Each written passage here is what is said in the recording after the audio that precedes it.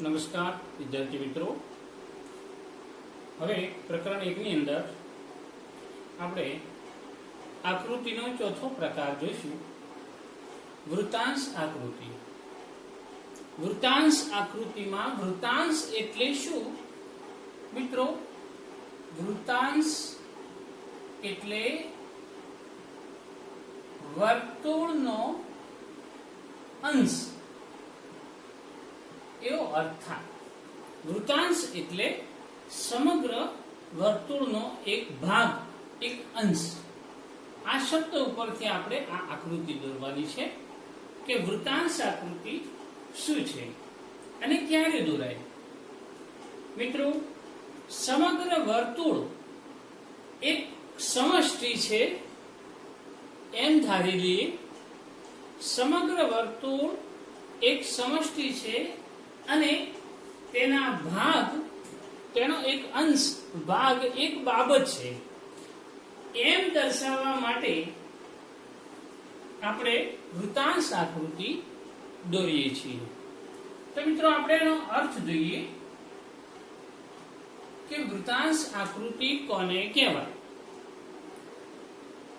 તો વૃત્તાંશ આકૃતિ એટલે કુલ માહિતી માટે દોરવામાં આવેલ વર્તુળને કુલ માહિતી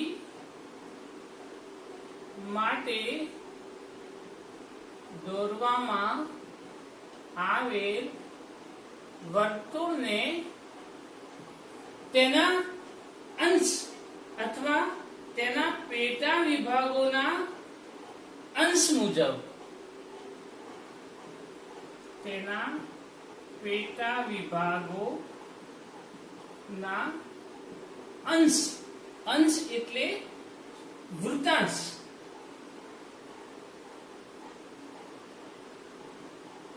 મુજબ. અંશ એટલે વૃત્તાંશ અથવા ચોક્કસ અંશ, ભાગ, એ મુજબ વિભાજિત કરતા મળતી આકૃતિ અથવા તો બનતી આકૃતિ ને વૃત્તાંશ આકૃતિ કહેવાય. મિત્રો, અહીંયા એક ગુણમાં પૂછી શકે પરીક્ષામાં કે વૃત્તાંશ આકૃતિ એટલે શું?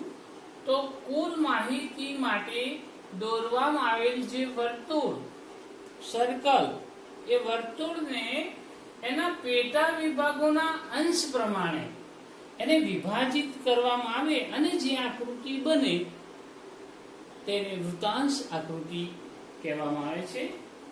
મિત્રો, આ વૃત્તાંશ આકૃતિ એ આંકડાકીય માહિતીને ચોક્કસ રીતે રજૂઆત કરી શકે છે. એને વિભાજિત સ્તંભાકૃતિના વૈકલ્પિક તરીકે પણ આ આકૃતિ દોરવામાં આવે છે. તો મિત્રો, એક ઉદાહરણ આપે કે ભારતની રાષ્ટ્રીય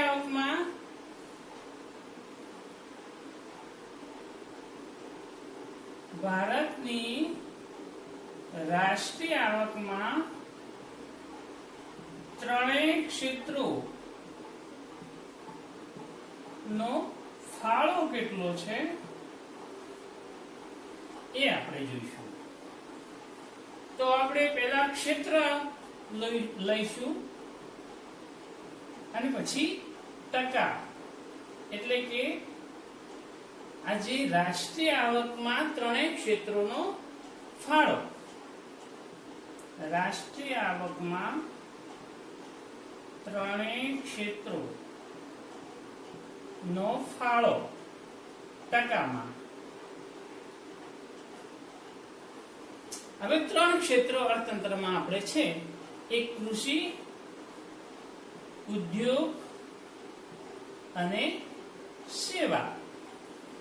આ ત્રણેય ક્ષેત્રો નો રાષ્ટ્રીય આવકમાં, આપણા દેશની આવકમાં કેટલો ફાળો છે?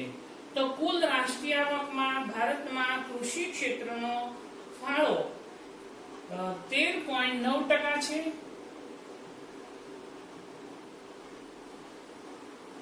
જે આ આર્થિક સર્વે 2014-15 નો આંક છે, સાચો આંક છે. આર્થિક સર્વે 2000 આ પ્રમાણભૂત આધાર માપ છે, આ પ્રમાણિત ક્ષેત્રો કહેવાય. પછી કૃષિ ક્ષેત્રમાં 13.9, તો ઉદ્યોગ ક્ષેત્રમાં 26.2 અને સેવા ક્ષેત્રની અંદર 59.9 આ ત્રણનો સરવાળો 100 થવો જોઈએ. ટૂંકમાં આ ત્રણેય ક્ષેત્રનો રાષ્ટ્રીય આવકમાં ફાળો આપણે એક આકૃતિમાં રજૂ કરવાનો છે. મિત્રો, એક અંદાજિત વૃત્તાંશ આકૃતિ આપણે દોરીશું. હવે વૃત્તાંશ છે 360 અંશનો, એનું મધ્ય બિંદુ છે ત્યાંથી અર્ધ વર્તુળ બનશે 180 અંશનો. 1/4 90 અંશનો બની શકે એવું આપણે ધારણા કરી શકીએ. તો મિત્રો, આની અંદર અર્થતંત્રના ત્રણેય ક્ષેત્રોનો રાષ્ટ્રીય આવકમાં ફાળો આ વર્તુળમાં આપણે અંશ પ્રમાણે દર્શાવવાનો છે. તો મિત્રો, અહીંયા જોઈએ કે સૌથી પહેલા મોટો ભાગ છે 59.9 એટલે સેવા ક્ષેત્ર, એટલે જે 50% થી પણ વધારે છે. તો 50% થી વધારે હોય તો સેવા ક્ષેત્રનો ફાળો છે એ અંદાજિત આટલો બધો આપી શકાય. હવે રહ્યો ભાગ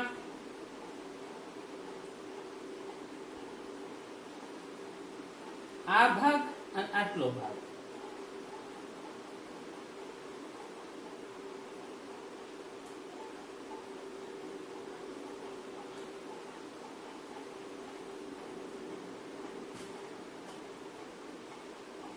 આ ભાગ થયો સેવા ક્ષેત્રનો સૌથી મોટો ભાગ, તો તે છે 59.9%.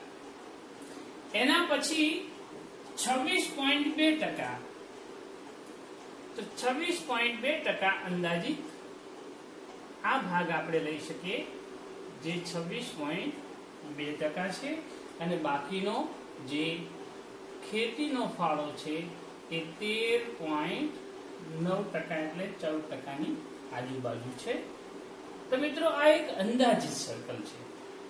હવે ત્રણ જે છે ભાગ, એ ત્રણેય ભાગોને આપણે ખેતીમાં શું પ્રતીક આપીશું, ઉદ્યોગોમાં શું પ્રતીક આપીશું અને સેવા ક્ષેત્રના ભાગમાં શું પ્રતીક આપીશું.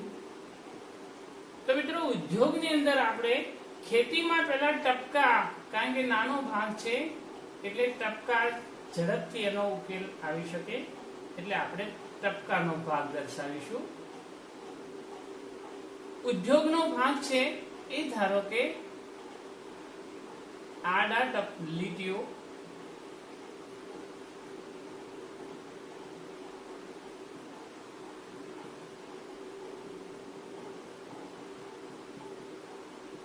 અને જે કોરો ભાગ છે એ કોરો ભાગ આપણે ખાલી રાખીશું, તો જે સેવા ક્ષેત્રનો આપણે રજૂ કરી શકાય. તો મિત્રો, આ રીતે અંદાજિત વર્તુળ વૃત્તાંશ આકૃતિમાં આપણે અર્થતંત્રના ત્રણેય ક્ષેત્રોનો રાષ્ટ્રીય આવકનો ફાળો સૌથી મોટો ભાગ સેવા ક્ષેત્રનો, એનાથી થોડો નાનો એ ઉદ્યોગ ક્ષેત્રનો, અને સૌથી ઓછો ભાગ ખેતી ક્ષેત્રનો રાષ્ટ્રીય આવકમાં ફાળો આ આકૃતિના આધારે જોઈ શકાય છે. મિત્રો, તો હવે આ વૃત્તાંશ આકૃતિને આપણે અંદાજિત રજૂઆત આપણે કરી છે. હવે મિત્રો, આનું વિશ્લેષણ કરવું હોય તો આ જે વૃત્તાંશ આકૃતિ છે એને ક્રમિક અહીંયા અનુસૂચિ પ્રમાણે આપણે તેનું વિશ્લેષણ આપી શકીએ. તો વિશ્લેષણ નંબર 1 કે ઉપરોક્ત વૃત્તાંશ આકૃતિમાં કૃષિ ક્ષેત્રમાં રાષ્ટ્રીય આવકનો ફાળો 13.9% છે. બીજા ક્રમે ઉદ્યોગ ક્ષેત્રનો રાષ્ટ્રીય આવકનો ફાળો 26.2% છે અને સેવા ક્ષેત્રનો રાષ્ટ્રીય આવકનો ફાળો 59.9% જેટલો જોવા મળે છે. ચોથી વાત છે કે અર્થતંત્રમાં રાષ્ટ્રીય આવકમાં આધુનિક સમયમાં સેવા ક્ષેત્રનો ફાળો સૌથી વધારે જોઈ શકાય છે મિત્રો, અને સેવા ક્ષેત્ર એ સૌથી વધારે મોટો હિસ્સો આપણને બતાવે છે. એના પછી દેશની રાષ્ટ્રીય આવકમાં ઉદ્યોગ ક્ષેત્રનો આજે ફાળો વધતો ગયો છે અને ખેતી ક્ષેત્રનો ફાળો ઉત્તરોત્તર ઘટતો ગયો છે. તો મિત્રો આ રીતે આપણે પહેલા ખેતીનો હિસ્સો વધારે હતો, આધુનિક સમયની અંદર ખેતી ક્ષેત્રે રાષ્ટ્રીય આવકનો આધાર ઘટતો ગયો છે અને ઉદ્યોગ અને સેવા ક્ષેત્રનો હિસ્સો વધતો ગયો છે, જે આપણે આ આંકડાકીય માહિતીને વૃત્તાંશ આકૃતિમાં ચિત્રાત્મક રીતે આપણે રજૂઆત કરી શકીએ. બીજું મિત્રો કે આને જે આ આકૃતિને આપણે અંશ પ્રમાણે જો વિભાજિત કરવી હોય તો પણ કરી શકાય છે. અંશ પ્રમાણે કેવી રીતે? તો પહેલા વૃત્તાંશ શોધવો હોય મિત્રો, તો વૃત્તાંશ શોધવો હોય તો પહેલા પેટા પ્રમાણ ગુણ્યા 360° ભાગ્યા કુલ પ્રમાણ. હવે કુલ પ્રમાણ જે છે, પેટા પ્રમાણ 360 અને કુલ પ્રમાણ, તો હવે 360 જે છે એટલે ટકાવારીમાં પરિવર્તિત કરવું હોય તો આપણે ટકાવારીમાં પરિવર્તિત કરી શકીએ. એટલે કે અહીંયા 100 અને અહીંયા 360° આપણે લઈશું. તો પેટા પ્રમાણ ધારો કે 13.9 ગુણ્યા 100 ભાગ્યા 360°, એટલે આ રીતે આપણને જે વૃત્તાંશ પ્રાપ્ત થશે તે આપણે જોઈ શકીએ છીએ મિત્રો. તો આ રીતે આપણે કોઈ પણ વૃત્તાંશ આકૃતિને આંકડાકીય માહિતીમાં રજૂઆત કરી શકીએ. અને છેલ્લો એક ભાગ છે મિત્રો, અને તે છે ખાસ જોઈ શકાય કે અર્થશાસ્ત્રમાં આપણે જે એનું વિષયનું શું મહત્વ છે એની આપણે થોડી ચર્ચા કરવાની છે. આપણે આકૃતિના 4 પ્રકારો અહીંયા જોઈ ગયા છીએ. હવે આપણે ખાસ કરીને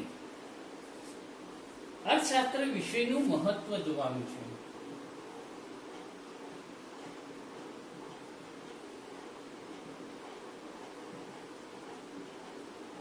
તો કે એનું શું મહત્વ છે, ઇમ્પોર્ટન્સ શું છે? તો મિત્રો અર્થશાસ્ત્ર વિષયનું આમ તો અનેક જગ્યાએ મહત્વ છે. આજનો યુગ આર્થિક યુગ ગણવામાં આવે છે. માનવીની દરેક પ્રવૃત્તિ લાભ અને ગેરલાભ ની તુલના સાથે થતી હોય છે. મિત્રો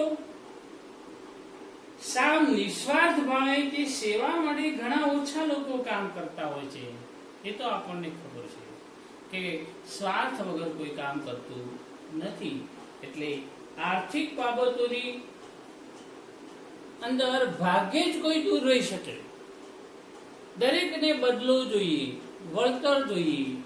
તો આ બધી આર્થિક માહિતી નું જેટલું મહત્વ છે એટલે આપણા અર્થશાસ્ત્રની પ્રસ્તુતતા અહીંયા વધતી જાય છે.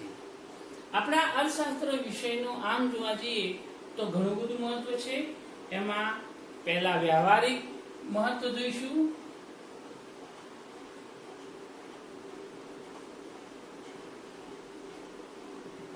મિત્રો વ્યવહારિક મહત્વ કેવી રીતે? તો અર્થશાસ્ત્ર આપણા રોજિંદા જીવન સાથે સંકળાયેલું છે. અર્થશાસ્ત્રનો અભ્યાસ આપણા વ્યવહારિક જ્ઞાન અને વર્તનને 3-4 રીતે અસર કરે છે. પહેલી વાત છે કે અર્થશાસ્ત્ર વ્યવહારિક રીતે કેવી રીતે મહત્વ ધરાવે છે, તો કે પહેલી વાત છે આંતરરાષ્ટ્રીય ઘટનાઓમાં ઇન્ટરનેશનલ જે ઘટનાઓ બનતી હોય છે એમાં આપણું અર્થશાસ્ત્ર ખૂબ જ મહત્વ ધરાવે છે. મિત્રો, આજના સમયમાં આર્થિક બાબતો આંતરરાષ્ટ્રીય બાબતોને અસર કરે છે. કેવી રીતે? જેમ કે શા માટે અમેરિકા સુપર પાવર કહેવાય છે? શા માટે ક્રૂડ તેલના ભાવો વધઘટ થતા જાય છે?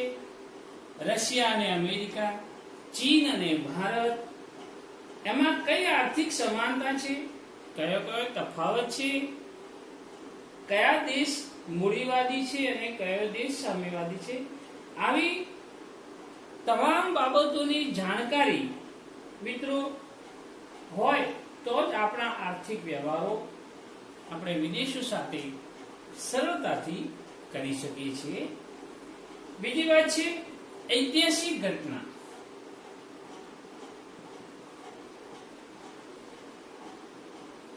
તો ઐતિહાસિક ઘટના જે છે હિસ્ટોલોજીકલ, તો એનો કંઈક ઇતિહાસ આપણને અર્થશાસ્ત્રમાં જોવા મળશે. આપણને ખબર છે કે ભારત ગુલામીમાં હતો, અંગ્રેજો ઇંગ્લેન્ડની ગુલામીમાં હતો. તો મરી મસાલા અને તેજાનાના ભાવો વિશ્વમાં એક સમયે ખૂબ વધ્યા, જેનું ઉત્પાદન ભારતમાં થતું હતું. હવે આ મરી મસાલા અને તેજાનાના ભાવ વધ્યા, તેથી ઇંગ્લેન્ડના વેપારીઓએ ભારત આવીને ઈસ્ટ ઇન્ડિયા 1600માં ઈસ્ટ ઇન્ડિયા કંપનીની સ્થાપના કરી. હવે મિત્રો જોઈએ કે તેઓ ભારતમાં આવી વેપાર તો શરૂ કર્યો અને પછી ધીમે ધીમે વધુ કમાણી કરીને એમને શાસન સ્થાપિત કર્યું. અંગ્રેજોના ઊંચા કરવેરા, એમની સમયની ચીજ વસ્તુઓના ભાવ વધારા, પછી લોકોનું શોષણ, આ બધી અન્યાયી નીતિઓ વધવાથી અંગ્રેજ સત્તાનું પતન થયું. આવી જો ઐતિહાસિક ઘટના જાણવી હોય તો પણ આપણું અર્થશાસ્ત્ર સમજાવી શકે છે મિત્રો. એના પછી આવે છે આર્થિક મહત્વ. વ્યવહારિક મહત્વ પછી કોઈ પણ આર્થિક મહત્વ જો જાણવું હોય તો પણ આપણું અર્થશાસ્ત્ર સમજાવી શકે છે. જે એક બાબત જોઈશું કે રોજે રોજના રોજબરોજના આર્થિક જે કઈ નિર્ણયો લેવા હોય અથવા વ્યક્તિગત આર્થિક નિર્ણયો, એ વ્યક્તિગત નિર્ણયો લેવા હોય તો એના માટે આપણું અર્થશાસ્ત્ર ખૂબ ઉપયોગી છે. રોજબરોજના રોજિંદા, દાખલા તરીકે અર્થશાસ્ત્ર રોજબરોજની આર્થિક પ્રવૃત્તિઓ જેવી કે આપણી બચત અને મૂડીરોકાણ, આવક અને ખર્ચ, આવી બધી બાબતો સાથે સીધી કે આડકતરી રીતે જોડાયેલો દેશોના લોકોને પોતપોતાની આર્થિક નિર્ણય માટે અર્થશાસ્ત્રનો અભ્યાસ મદદરૂપ થાય છે. તો આજે રોજે રોજની જે બાબતો છે, બચત, મૂડીરોકાણ, આવક અને ખર્ચ, આવી બાબતોમાં આપણો અર્થશાસ્ત્ર સીધી કે ઇનડાયરેક્ટલી આપણને મદદરૂપ કરે છે. બીજો આર્થિક મહત્વ તરીકે જોઈશું તો સરકારની નીતિઓ સમજવા. સરકારની નીતિઓ સમજવા અથવા તો સમજાવવા માટે મિત્રો, ભારત જેવા દેશમાં સરકાર અનેક નીતિઓ ઘડે છે. નાણાકીય નીતિ, રાજકોષીય નીતિ, એ જ રીતે આર્થિક નીતિ. આવી નીતિઓ આપણા રોજબરોજના જીવન પર ગંભીર અસરો કરે છે. આવી નીતિઓ અથવા આવી નીતિઓ સમજવા માટે અને એ મુજબ આર્થિક નિર્ણયો બદલવામાં આપણું અર્થશાસ્ત્ર મદદ કરે છે. દાખલા તરીકે વિશ્વની બેંક, રિઝર્વ બેંક, બેંકોની બેંક, આપણા દેશની જે મધ્યસ્થ બેંક કહેવાય છે, જે ભારતમાં રિઝર્વ બેંક ઓફ ઇન્ડિયા કહેવાય છે, આ રિઝર્વ બેંકના રેપો રેટના ફેરફાર પ્રમાણે આપણે બચતો અને રોકાણના નિર્ણયો કરવા જોઈએ. આવું આપણા અર્થશાસ્ત્ર દ્વારા સમજી શકીએ. આવા આર્થિક નિર્ણયો લેવામાં આપણું અર્થશાસ્ત્ર ઘણું મહત્વનું છે મિત્રો. અને છેલ્લે વ્યવસાયિક મહત્વમાં છેલ્લે વાત કરીશું મિત્રો કે આપણું અર્થશાસ્ત્ર એ મૂળભૂત રીતે આર્થિક નિર્ણયો લેવામાં મદદરૂપ બને છે. તેથી તેનું વ્યવસાયિક મહત્વ ઘણું છે મિત્રો. જેમ કે કોઈ પણ વસ્તુ કે સેવાનું કિંમત નક્કી કરવી એટલે કિંમત નિર્ધારણ કરવું, સાધનો અને કાચા માલની ખરીદી કરવી, શ્રમિકો કે કર્મચારીના વેતન કેટલા નક્કી કરવા વગેરે જેવી બાબતોના નિર્ણયો અર્થશાસ્ત્રના અભ્યાસમાં ખૂબ જ મહત્વના સાબિત થાય છે. અને એ આપણું અર્થશાસ્ત્રની અંદર અર્થશાસ્ત્ર મહત્વનું સાબિત થયું છે મિત્રો. આર્થિક દાખલા તરીકે એક ઉદાહરણ લઈએ. તીવ્ર હરીફાઈ વાળા બજારમાં કિંમત ઘટાડવાથી ગ્રાહકોને આકર્ષી શકાય છે. આવો નિર્ણય કરવો હોય તો અર્થશાસ્ત્ર દ્વારા જ કરી શકીએ કે જ્યાં તીવ્ર હરીફાઈ હોય ત્યાં કિંમત ઘટાડો ગ્રાહકોને આકર્ષી શકાય એ અર્થશાસ્ત્ર દ્વારા જ સમજાવી શકાય. આર્થિક જગતમાં માનવી, ગ્રાહક અને શ્રમિક ત્રણેય કામ કરે છે. માનવી એક ગ્રાહક તરીકે પણ કામ કરે છે, કસ્ટમર તરીકે કામ કરે છે, પ્રોડ્યુસર ઉત્પાદક તરીકે પણ કામ કરે છે, અને લેબર એટલે શ્રમિક. આ ત્રણેયનો એક સાથે રોલ આર્થિક જગતમાં આપણે માનવી તરીકે આપણે બજાવીએ છીએ. આ ત્રણેય સ્વરૂપમાં માનવીને ન્યૂનતમ ખર્ચે અધિકતમ લાભ અથવા ફાયદો મેળવવામાં આપણા અર્થશાસ્ત્રના સિદ્ધાંતો ખૂબ મદદરૂપ બનતા હોય છે. અને માનવીનું કલ્યાણ આપણા અર્થશાસ્ત્રમાં રહેલું છે.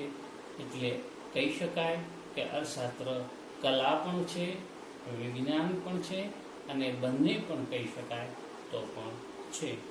મિત્રો, અહીંયા આપણા અર્થશાસ્ત્રનું આ રીતે ત્રણેય મુદ્દામાં આપણે સમજૂતી આપી શકીએ. અને અત્યારે અહીંયા આ પ્રકરણ આપણે પૂરું કરીએ છીએ. અસ્તુ.